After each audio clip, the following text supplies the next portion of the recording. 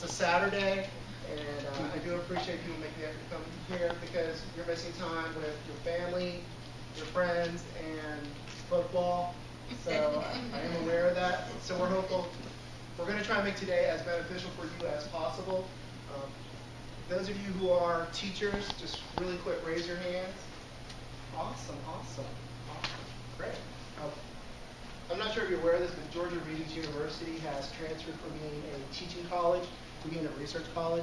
And within that, one of our roles is to provide resources like this for classroom teachers and also those who are faculty members or students, pre-service teachers interested in developing as professionals. Today we have a combination of future teachers and teachers presenting. There are people who have been teaching for a year that will be presenting today. There are people who have been teaching for 25 years. And so we have a very broad mix. We have people who were Teacher of the Year nominees and have won multiple times.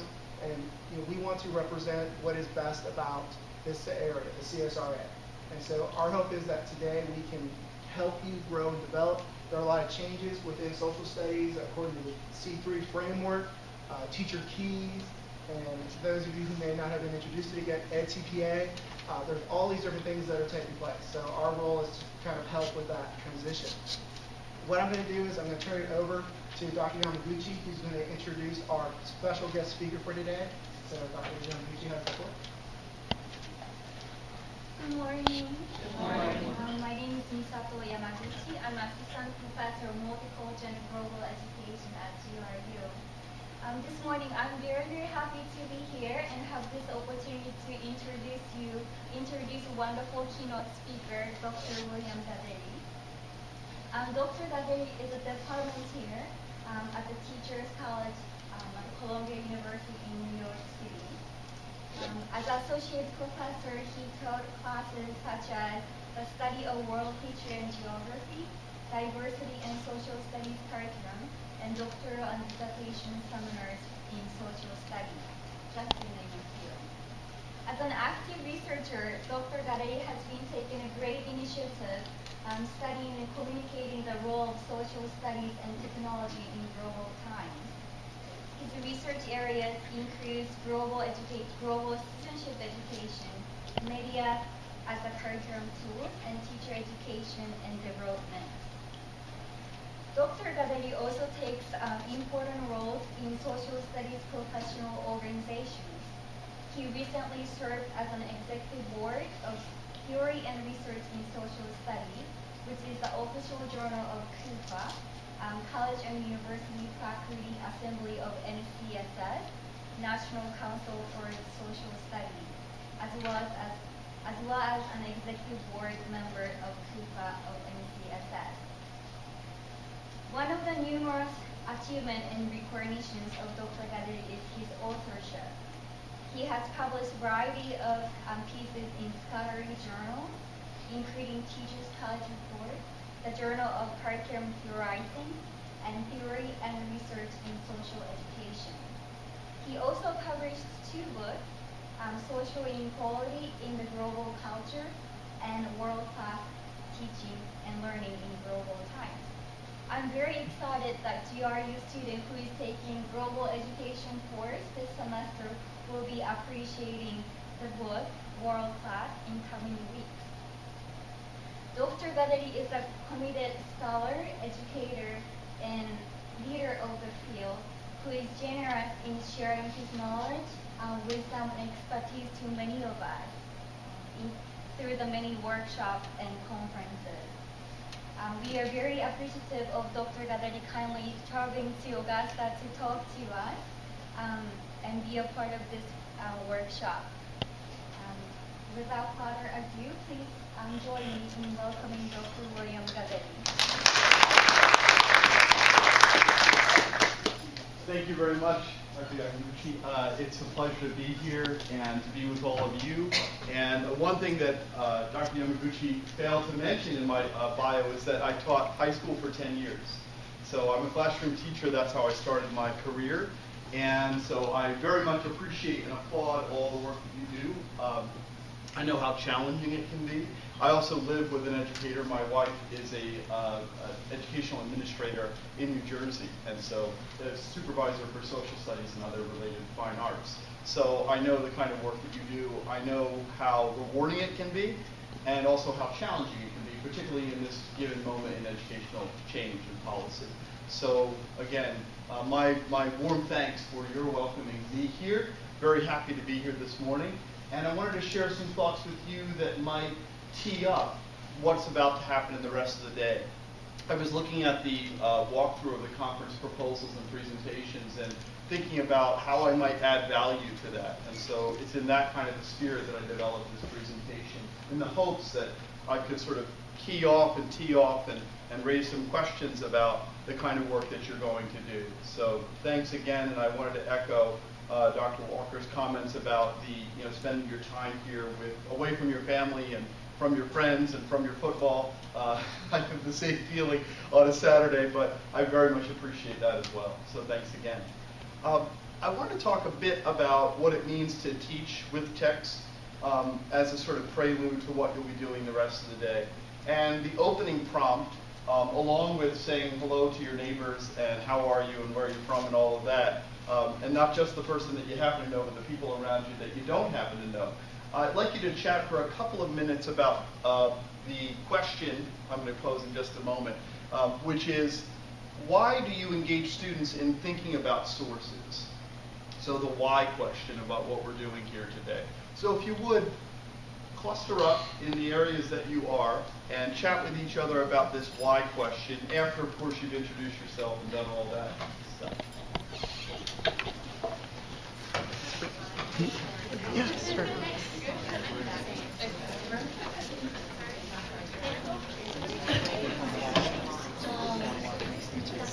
You were so nice. That's why I see you. Just upbeat. I love that. Too. Very much.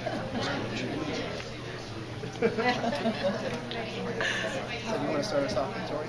Sure. So why do you engage students in those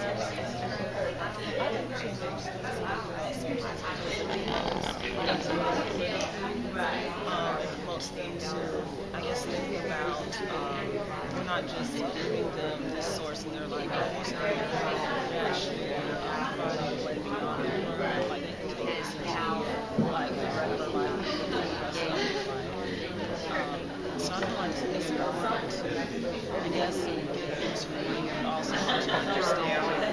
We kind of provide an interesting place for people to grasp this. I kind of echo what you said.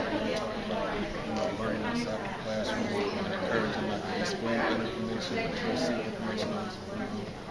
That's what I think this one.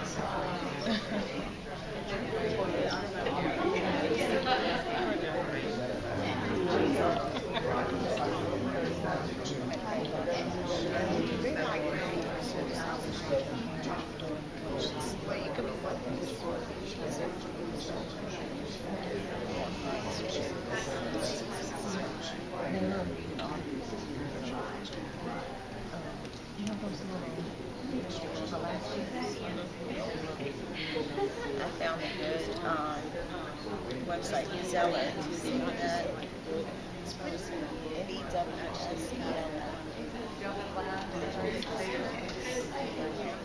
and it takes articles and it differentiates. So if you have small reader, it'll tailor it to them. Okay, reader, yeah, yeah, whatever you're interested in.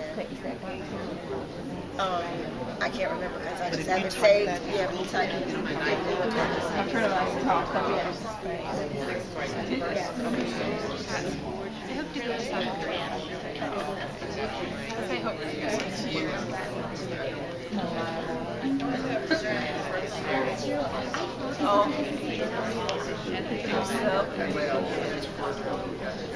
Discussion. I had to take it back to the sergeant, which is myself. What is your case? And then had to elaborate. And it's always interesting because they're always kind of like, well, it seems like this is the most logical thing here, but I don't know about this person over here. And so it's fun. And they're engaged, and they'll leave class and they'll talk about what's happening. And so that's the hope, that they'll use these techniques and they can, they'll last. It's not just the 50 minutes are over and it's just going on their day. I know. You need to share that. I know, I tried. That's the whole point of the workshop. I was going to do that one for the spring session. Oh, that's not going to help. February 28th. So mark your calendar. But also I'll get my card out at the end of the day, so if you can send me an email, I'll be happy to come and do a main crime scene investigation or series if you want to do that. Sure. No. This is what I do. I don't believe like the ivory tower mentality. I need to be in the school just as much as anybody else. I know a faculty member who bragged about, I haven't been in the school for like 2 years. Like, you should be ashamed of yourself. Exactly. Yeah. And that goes back to engagement, trying to Okay. I hope you've had a chance to introduce yourselves and talk a bit about the why question, about the work that we're going to do. Would someone like to share what they came up with in terms of the why this morning? Please. Use your teacher voice. I teach 7th grade English, so I was just sharing that I like to engage my students in thinking about sources because I want them to see that there are so many valuable sources out there and just in more than one way in one place to find information. Terrific, thank you. Great, some others? About the why question? Please. We said because it helps them think critically and just providing like real world connections, and it allows them to take it with them for the rest of their life, just not have it there in the classroom. Great, so it migrates into the rest of their thinking. Please. Yes. Yeah, and we said that because it helps them, if they're engaged, help them to maintain those skills other than the teacher just telling them. But if they use those sources for themselves and engage them in it, they'll remember. Thank you so much. Please. We talked about reliable sources, determining whether a source is reliable or not, especially when you're looking on the internet for information. Right. Yeah, that's always a question, like the sourcing of the source, and then what do you make of the information that's available in that source? Because a lot of times the kids will Google a question, which takes them to blogs, rather than actual resource, reliable resource information. And it's very tricky, isn't it? I mean, I struggle with that myself, about what makes something credible. I mean, I know it well within my field, but once I get too far outside my field, I really don't know. And I have to use some of the tools that I know about thinking through the credibility of the source. But it is challenging. It's very challenging work. Good. Some other rationale points? These are great. Please, in the back. Angela and I were discussing, talking about sources, but as middle school teachers, how do you engage the students to think period? Yes. That's a challenge. Thank you for bringing that up. As the father of a middle schooler at home right now, I can say that it's quite challenging, even at home, when both parents are educators. Yeah, this is a great point. So we're going to talk about that more today, I promise. In terms of the agenda today, we'll have more opportunities to check in for discussion, but it's initially around the reasons for thinking critically about text. And I want to set up some rationale points for you about why to do this work, and a lot of them you've already articulated, so won't spend a whole lot of time on that. The second is, what are the processes of thought? Right, so how do we get inside the thought pattern of our kids so that we can move them and create a classroom and a situation and environments that actually encourage the kind of critical thinking that you are hoping to develop, right? That's important to think a lot about that process. And then lastly, the pedagogy of text. What are some of the issues that come up when we get into looking at text, like the ones that have been raised already, the question of sourcing? Right, so those are the sort of the broad outline of what we're going to do today. And like I said, there'll be chances for check-ins as we go. You've, I'm sure, heard this phrase, 21st century skills, right? So, and there's a typo on their website. I copied it, and I was looking at those. It's kind of funny. I thought I'd share it anyway.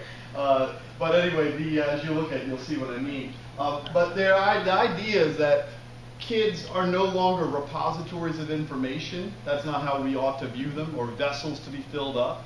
But rather, they're active meaning agent makers in the world. And this is, by the way, not new, right? So it's somehow, we're talking about it as though that everything's changed. You know, it's this moment that requires it. I don't think it's this moment. I think it's been true of humanity since its origins. But that aside, there's a lot of energy to this question. It's actually, and I don't even want to utter the name Common Core, but because I know I might get things might get thrown at me. One of the other hats that I wear is I'm a board member in the town where I live, and it's a very interesting experience to sit on that side of the table.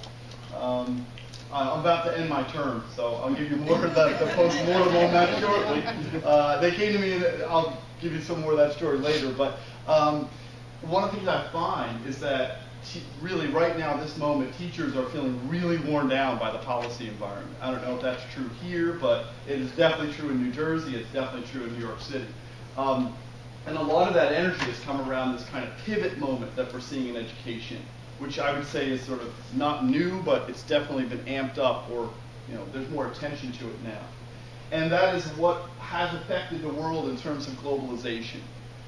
That is really the core of my work, which is how is it that schools and education have and will and must change as a result of what's happening in the wider world. And I think that, for me, is the central rationale point, which is our kids are inheriting the 21st century that we're going to leave to them in pretty rough shape, right? There are a number of issues, as you already know, about which we don't have good solutions for. I mean, the most obvious one is Ebola, that's happening literally every day, right? And we, as a world, as a planet, not as individual nations, certainly there are challenges there too, but there is no governing body or institution that's organized well to address this problem. And yet it's very much part of how interdependent and interwoven we are in the particular moment. So that's just one, the many reasons. And so talking about this chart, for example, you can begin to look critically at this chart. And what does it mean, to say the affected areas with reported fatalities? How is that represented? What is the fine-grained analysis that goes into creating that kind of data? And who wrote this chart? And how is it locked in time? So it was interesting. I was looking for an update of this chart. This is from early August. I was looking for an update of this chart, couldn't find it. So there is always a temporal dimension to the text that you're using, right? So that number, as we know, has dramatically increased. Where is the total fatalities? So this is right when it's around 1,000. Does anyone know the number today of fatalities from Ebola? It's around 3,800, I think. But again, it's hard to measure that because we don't know in some cases whether they count yet, right? So there's always a temporal dimension, and we'll talk more about that later, but I think this chart actually raises that. And there's another temporal dimension. So what does the media have in our landscape, or how do they have our attention? Does anyone know what this image is about or what it represented? Yeah. Immigrants from South America. They're trying to put them back on the bus. Exactly, right. This is the border dispute that occurred this summer over the refugee, many of them children, young people who are trying to cross the southern border. Again, we're not hearing much about that now. This is a huge issue in July and August. It's kind of pittered out a bit in the media. So that's an important piece too, which is what text are you giving kids to read? And how has that agenda been set for what texts matter at what moment, right? So this is an important piece. And you're going to be the arbiter of that as a classroom teacher. You're going to choose which ones sort of get their attention and which ones don't. And I think it's a really important thing to focus on both externally but also internally. What are we making available to them? What are they finding? And how are we teaching as we do that? Does anyone recall the image, the context of this image, right? The plane shot down in Ukraine. Right, the plane that was shot down in the Ukraine. Okay. So again, had our attention for like 2 weeks and then it passes, right? So what happened with that exactly? So the starkness of this visual image, right? We've all been on a plane before and we can imagine like what that horrible situation must have been like. That, is sort of iconic, it sticks in our memory, but then what do we do with that information? So kids are bombarded with stuff like this. We all are. And then it can cause a great deal of fatigue, too. So we've got to factor that into the thought process. This is a bit more obscure, but very significant. This is called the Pacific trash squirrel. Have you heard of it? Okay. So there's an enormous trash swirl in the Pacific Ocean that has to do with the currents. And this in particular is, well, you can tell me what it is. Yeah, fishing nets and tackle. Okay. The reason it's significant is that when there's a storm, which there often is in the Pacific, right, and in a large ocean like that, when there's a storm and the nets get tangled and they get pulled out of the ocean, there is no treaty that governs who cleans that up. So they just are left out there. And so there's literally a swirl of trash that can be seen from space in the Pacific Ocean as a result. There was a lot of reporting about that this summer. And who's going to clean it up and what are the means to do so. And then lastly, this one again, not under our attention of late, but it was a couple months back. Syria. Sorry? It's very interesting you say that. It's not the bombing in Syria, actually. So we're into a new bombing campaign, right? This is Israel. Yeah, this is the conflict in Gaza. So, again, it has our attention for a while and then it passes. This is something I found just walking down the street in New York State recently with my family.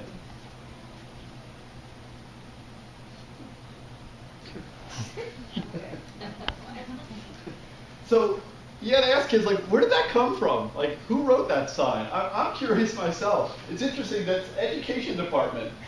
Like, really? That's really surprising. I mean, kind of encouraging in some ways, but surprising. And then where was it taken? Any guesses? Other than New York State? Woodstock. So it kind of fits, right? What you might imagine would happen in Woodstock. So there's a lot of information available, and there are a lot of issues that challenge us. And what I would suggest is, for me, the overarching rationale is we have got to get kids ready and prepared to deal with the world that they are inheriting. A world that has got significant challenges, and a lot of hope, but significant challenges. One of the things my son did last year is the middle schoolers, he did a Model UN program. And he did it at Seton Hall University. They have all the kids from the local middle schools get together and they argue their country's point and policy and they try and negotiate something. He was on the Committee on Small and Large Arms Trading. That was his focus. That's pretty heady for an 11-year-old, I thought. Like, but okay, we'll help you out with it. And then he was assigned the Democratic Republic of the Congo, which of course are themselves engaged in this trade process. So I was trying to explain, my wife and I were trying to explain how to present his position, do it in such a way that's true to what the government might say, etc. Anyway, long story short, I said, so what's your takeaway from this after 3 days of talking about this stuff? He's like, my takeaway is the world is a very screwed up place. I'm like, well, unfortunately that's accurate, right? And you're going to have to help sort that out, so get to work. So in terms of the rationale, I want to flip now to thinking more about the process of thinking. And how do we move kids and our classrooms to an orientation, and I'm sure a lot of this work's already going on, where they're actively focused on the critical examination of text. And how do we do that kind of work? I would suggest, citing John Dewey, that this is important too.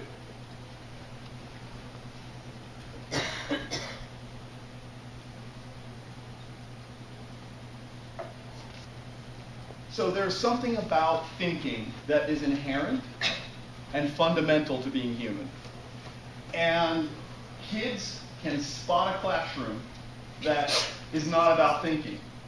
And what they do is typically they reject that classroom because in some fundamental way it doesn't resonate with who they are as a person. I see this in kids all the time. They're like, this class is sort of rote. There's nothing real about it. It's not connected. I don't feel it's meaningful. There's nothing of interest, right? You can fill in all the phrases. And the problem is that we're not engaging them sometimes in thoughtful and meaningful conversations about what it is the world they're inheriting. That would be my argument. And in a sense, they would see it in the form of John Dewey's phrase as taking away their freedom, right? Which for adolescents, as we know, is probably the number one concern, right? I want my freedom, I want my independence, I want my liberty, I want my choice. And when we confine and circumscribe what it is they can learn and how they can learn and what they can think about and what they can produce, then we have a problem, right? We have friction for sure. And I'm not saying anything goes, right? I am saying, and I think Dewey would say too, that it's fine for teachers to lead kids to thinking. It's fine for them to structure thinking, to engage that thinking. But it's very important that there's real meaningful thinking going on. Because if not, there's going to be a lot of friction. Because I would argue it contrasts with fundamentally who they are. Kids are meaning makers, right? We've got to give them that credit. And I think a lot of what we need to do is to honor the life world of kids. It is very active. It is highly engaged. Even though it seems sometimes like it's not, it really is. Like kids are thinking just like we are on a very active and engaged level. And so some way of sort of training that and making that emerge, and then what a comment was made about rationale, about hey, how do you habitualize it? How do you make it so that when you engage them in thinking critically about an image they're seeing, about a text that they're reading, about a chart that they're looking at, about a piece of architecture or a landscape, how do you create a condition where they look at that in a particular way and start to ask particular questions about that thing in the social world, right? That to me is engaging their minds. And that ultimately is engaging their freedom, right? That's, I would argue, freeing them. So talk more about this in terms of interest. Receptivity. This was a point that was brought from rationale. Like, how do you make it so kids are open in the first place, right, to thinking? How do you create them wanting to think or engaging in thought?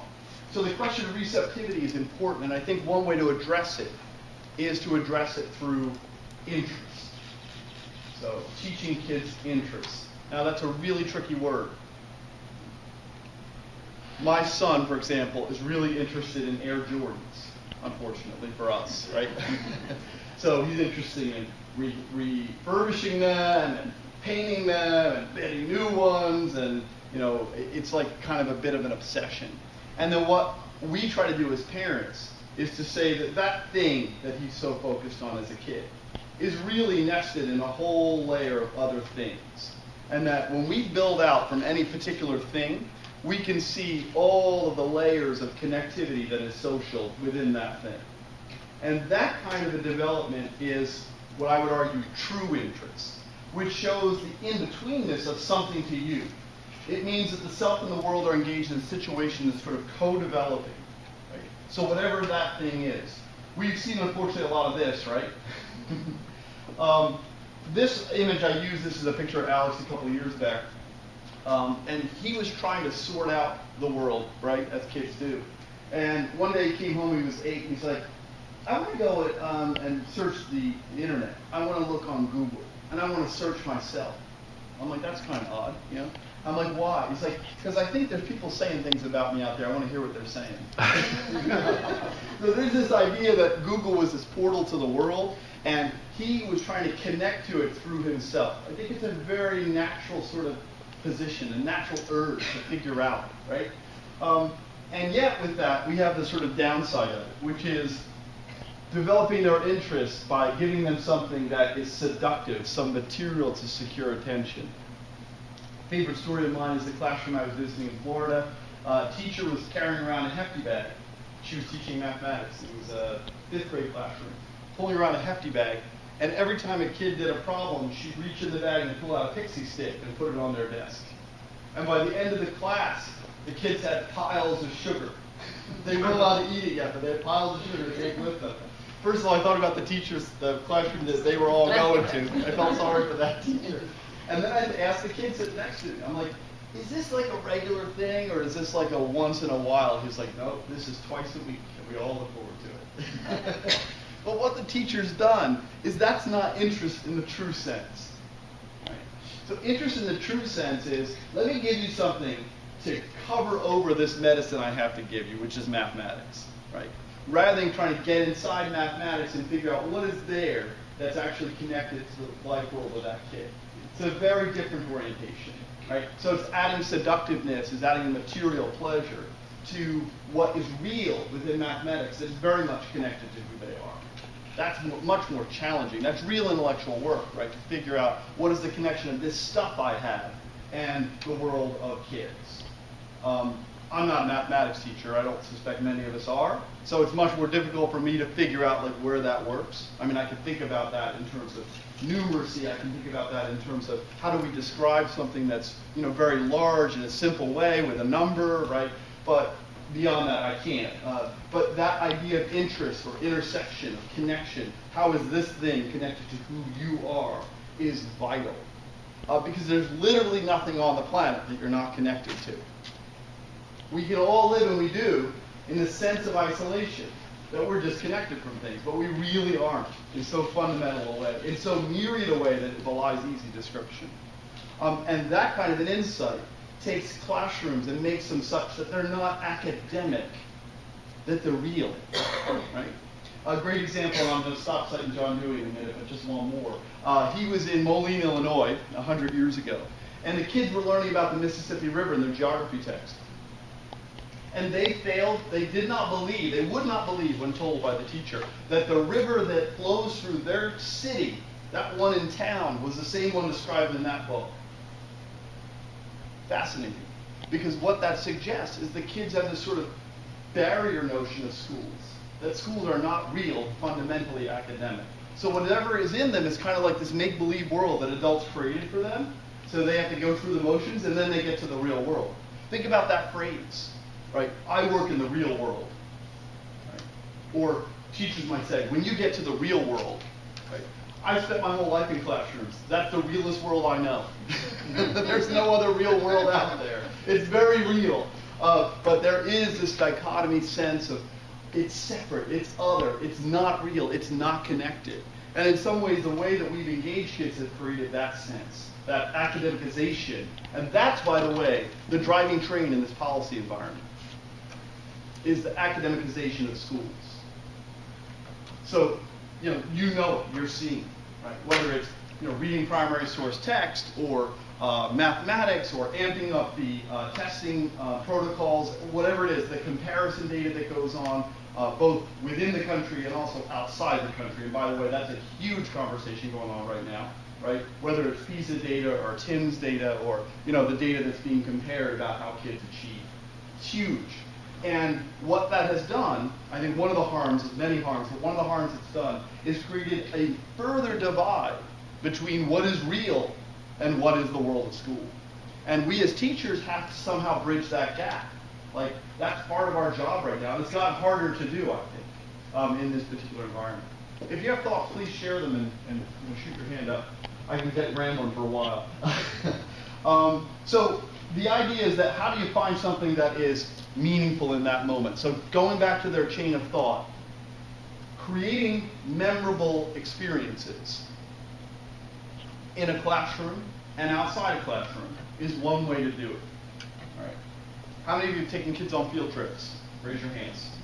There you go. You've done it, hopefully. Now, what was memorable about it for them? Where did you go? Anyone want to volunteer where they went or tell us about theirs? Yeah, please. We just went to the Augusta Canal with our 8th graders a few days ago. Oh, cool. And what was your thinking about what was meaningful about? Well, for a lot of our students, it was actually just riding on a Petersburg boat. A lot of them had never been on a boat at all. So for them, it was something as simple as that. And they found that memorable. They did. A lot of them, they were thrilled coming back, telling me how much fun they had. Did you process it with them? You processed it afterwards with them? Like talked about it in class? Ride back. Yeah. And what was your goal as a teacher in taking them to the canal? It ties in with our Georgia history curriculum. Right. And the building of the canal and just some of the history from the plant where they made with the cotton. Right. So it's like teach you about early industrialization and transportation. But the kids likely got that and then some, right? They got the boat experience out of it too. Yeah. So in doing the field trip or the activity, others want to share your field trip experience, what it was like? Other places you've taken kids? Maybe not. Please. We took students to the beach, and for many of our students, it was the first time that they'd seen the ocean. And we talked about, while we were there, it was our our curriculum was to discuss international trade, because you can see the boats coming in to the Savannah port, and then also tides and, I don't know, science. Mostly it was science curriculum, but Right. tides and waves and all that stuff. Wave action, yeah, cool. But on the ride back and also in class the next day, most of the kids were just overawed by the beach. I mean, it was just this, when they see a lake, like from here to Atlanta, when you pass Lake Oconee, we've been on field trips and they think that that's the ocean. Wow. And so to see, just water as far as you can see, some of them are just amazed. And it's a life, at that moment, it's a life-changing event for them. And it's great to see it. Yeah. That's a great illustration, too. I think, we go in with an intention for that experience. But we've got to remember that it's an open experience, that they're going to get lots of different things. Everything from the social interaction on the bus ride to what they see along the way, to the aesthetic moment of seeing the ocean for the first time, right? And that's really powerful. A lot of the kids in New York City, for example, they don't leave the borough where they're born. They don't leave the immediate neighborhood where they live. So we have kids, our students working with kids in the South Bronx, and they have not left the South Bronx their lives, which is kind of amazing because the subway's right there and they can get on it for $2.50 and go really far in the city, but they don't. So I think this is a really important piece, which is getting kids into a comfort zone with otherness. And even if something as seemingly simple to us as going to the beach could be a real experience of otherness for them. There's a danger here, though, right? And that is that, so I think you're the moment of complexity, right? The world staring back at you, this idea of like, wow, this is amazing, to be in that presence of the thought. But then the downside, or potential downside, is that it gets to be too much if you do it all the time, right? So in terms of our train of thought, there's a great, that's a picture of a carnival, hard to see there, but there's a great quote by Bjorn Thomason. He's like, a carnival that goes on every day and never ends is no longer fun. It's exhausting. And think about that in terms of your pedagogy. So if every day is a field trip, every day is a simulation, every day is a something, it can be a little exhausting, both for you and for them. I had a colleague that I taught high school with, and every day was like the carnival in her classroom. I don't know how she achieved that incredible high energy, she's bubbling, her classroom was alive, and one day a kid was walking out, I'll never forget this, he looks around and he's like, oh, this again. And I often felt that way when I was like in and around her classroom, because it was literally like a carnival every day. So, and this is also the moment that we're living in, which is the idea of the loss of mundane time. Maybe downtime, regular time, home time, I don't know what you want to call it. But the idea that every moment, one after another, has to be another high experience, another moment that's even better than the last. This kind of exhaustion of modernity, right? And so be careful in your teaching that you don't fall into that trap of like every day is going to be woo, smoke and mirrors, all kinds of exciting stuff going on. It can be exhausting. Two, that it's a cohesive whole, right? That any experience we create with kids, they're going to take the whole thing in. As much as we might say, we want you to see this canal and recognize how this was part of how goods and services, mainly goods, moved on waterways in this part of the world 100 years ago or 125 years ago. Like that's like your curriculum focus. But in any curricular focus, there are multiple aims, myriad aims. Everything from, I want to sit next to that girl on the bus, to I wonder what I'm getting for lunch, to wow, isn't the ocean beautiful, to being on a boat is pretty incredible, to et cetera, et cetera. So recognize that the whole experience of thought is crucial as well. And don't just cleave that off and say, oh, that's not related to this, right? Because I think that undermines their sense of freedom too. Their sense of development and their development of powers. I'd like you to talk briefly about something that's happened recently for you that was very vivid and you can find yourself thinking back on. And then what kind of insight that generated. could you just turn and talk for a couple of minutes about something that happened recently that was vivid, memorable, maybe in the past year or two, that you drew some insight from? Maybe something personal, maybe something wider in society, maybe something happened in your school, whatever it might be. And as you're sort of trying to figure that out and think about one, I think maybe I'll share one. So I was on the subway recently, and there was a man that was there, and he was preaching on the subway in New York City about the sin that is homosexuality. And it was so, I think, ironic, because there were many people in the subway that I think were self-identifying as lesbian or gay, and they were really getting angry. And yet at the same time, they were kind of like not engaging with him. But he was shouting, like you couldn't help but hear him, right? And he's in the middle of the car, and he's preaching to both ends. And there's a woman that's sitting right there, I can just see her face, and she's like, "Oh Lord, give me strength." She's like, I want to yell back at him, I think she was saying, but I can't bring myself to do. I want to give him the space to say what he needs to say, even though I'm offended by what he's saying. And it raised this question for me, is like, who owns the public sphere, right? And how far could you go to say whatever you want to say in front of other people? Like, and where do his rights end? Do they end at my ear or before that? Really raised that question for me. And I don't know what to make of it, but it was a really poignant, vivid moment for me, and sort of happens on the subway. Anyway, so turn and talk for a couple minutes about something that happened to you.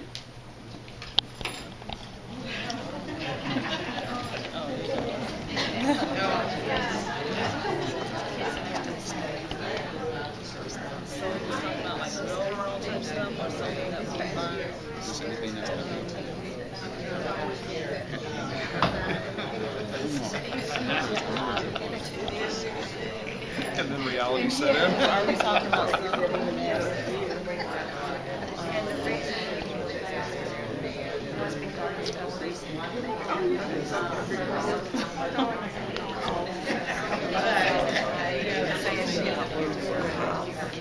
she's going house hunting. And so I've been trying to get her to start looking for a house. Because she works complaining about high taxes.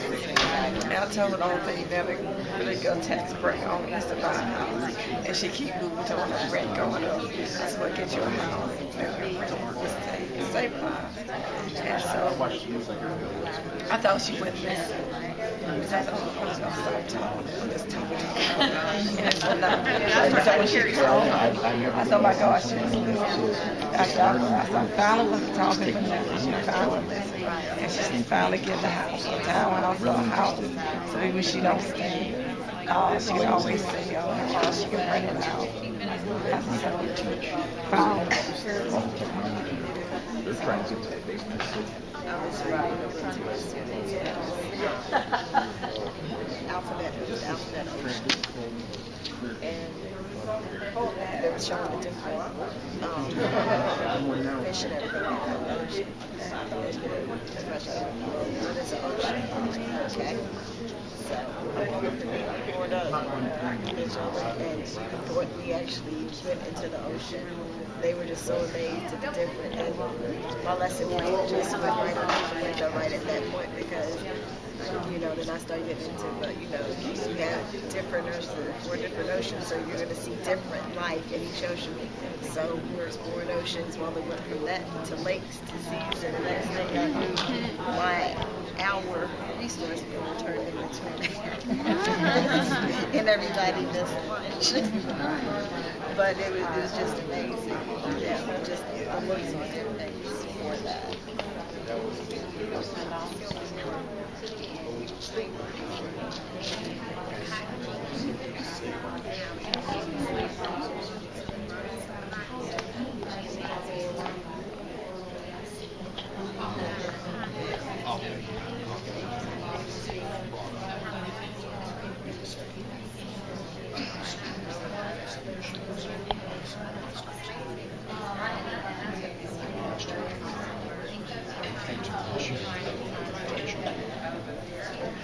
I don't talk to the teachers around the schools. I want to get to know my students. Make the judgment myself on their Okay, so to bring you back together, would someone like to share one of their moments and maybe a bit of the insight or maybe question that it raised for you? I'll share. My husband's grandfather is still with us, and he's going to be 91 in May. And he served in 3 wars, World War II, Korea, and Vietnam. Wow. And he wears his little, memorial hat everywhere we go. Yeah. And, from the salutes to the 3 dinners, I'm just so amazed that people honor him and everything that he has done. We're going to do a Veterans Day memorial in Greenville on the 9th, and he's just so humble about everything. He's like, I just served my country like I was supposed to. And I think that's what, is my insight, because nowadays people go and they're like, oh, I'll get extra money if I go to Afghanistan and things like this. That's not like grandfather's attitude. He did it because he had to. That's fascinating. That's true. And it's a sense of humility that people have in the face of great danger, right? Yeah, because he was a paratrooper. I mean, So was my dad. He jumped in Normandy. So, Wow. I mean, he saw a lot of things, and it surprises me that he's willing to talk about it. Yeah, a lot of vets are not. Yeah. Terrific. Other stories, please. I know there's a lot of controversy at the moment with cops killing people. Black people. My husband is an investigator, and this news hit me really hard. There was a college, I'm not sure where, but who wants their speaker at graduation to be a convicted cop killer. And it showed the wife on TV talking about how it upset her. And I thought, I have 3 kids ranging from 10 to 7 years of age. And it was the first time I questioned myself, did I make a right choice in having children? When a world is coming up with educated people who want their speaker at their graduation to be a convicted felon. I think I know the case, right? Is it Mumia? It was in Philadelphia? Yeah, I think so. Yeah, it was Philadelphia. I just Pennsylvania. came across it in the newspaper recently. Interesting, very interesting. That's great. Thank you. Others? Insights, experience that happened to you? Well, I'm a new teacher, career changer. I'm a special education teacher, and I was just sharing that. Give it up. Yeah, sure. I come from the business world. I was a sales representative right out of college, and I decided that I wanted to get into teaching. Thought it would be a breeze. I said, "Oh, this is." Oh, I know. I did too. That was me. And I stared in the mirror and I'm like, I gotta get that application to law school. Sales, teaching, this is going to be a breeze. Yeah. So, I quickly That was realized that I did a lot of talking the first couple days, and the glaze looks over his face, and it's like, what is this guy talking about? And I realized that I had no organization. And I have a lot of help. Miss Nora works at my school too, and if it wasn't for the other teachers to help give me some structure, and show me how to control the classroom and, get them to learn, so it's been sleepless nights, lots of lesson plans and tweaking lesson plans, and I said, wow, this is, tough job. It's really, really tough. But I enjoy it. I love coming in every day, so I know this is right for me, but boy, it is. That is vividly, I'm never going to forget. Mine's now 26 years removed, and I'll never forget it either. Yeah, that's absolutely the case, and I think it's really powerful. So many, I think, policymakers, if they could just spend a year in a school as a teacher, would just be very different policymakers. But they're not, and they don't have any knowledge or experience of it. I work in teacher education, and my non-negotiable rule is we will never hire a faculty member to work in teacher education who's not themselves been a teacher. And we fight about it. There's a colleague of mine who doesn't like that. I'm like, that is not negotiable. Because if I'm trying to teach someone to fly the 747, I can't say I've done it in a simulator. I want to say I've actually put one in the air, right? But that's really critical. And I think the other piece about this is it does seem easy from the outside. Right? And then you get inside and you're like, this is really incredibly difficult. But it's also incredibly rewarding. Right? You know, it is such soulful work, I think, teaching. You know, through the availability of Facebook, I now have the ability to connect with students who are now, some of them, I shouldn't say how old, but in their late 30s, you know, and just to see how their lives have unfolded, and to hear from them, and you know, to see like what their education meant to them, and then to realize that things that you were talking about, like actually launched careers. It's kind of creepy, you know. And it wasn't just that, but it was like that helped encourage people to do the work that they're doing. You know, it's just like it's kind of overwhelming actually. So good for you. I'm really glad that you're doing that. I'm glad that you have that sensitivity to it. And if you listen to these three examples, they're a nice range of what's possible in a memorable experience, right? So one is immediate, personal, professional, like his life, right? Another is mediated through the environment that they're in, you know, sort of getting something from the media. Another is personal in the sense of the life story of another. So all of these can be memorable. It's not that we have to go somewhere to make it memorable. Well, I can't make memorable experiences because I don't have a canal to visit. There's nothing around me. It's like you can take kids out to a field and make that a memorable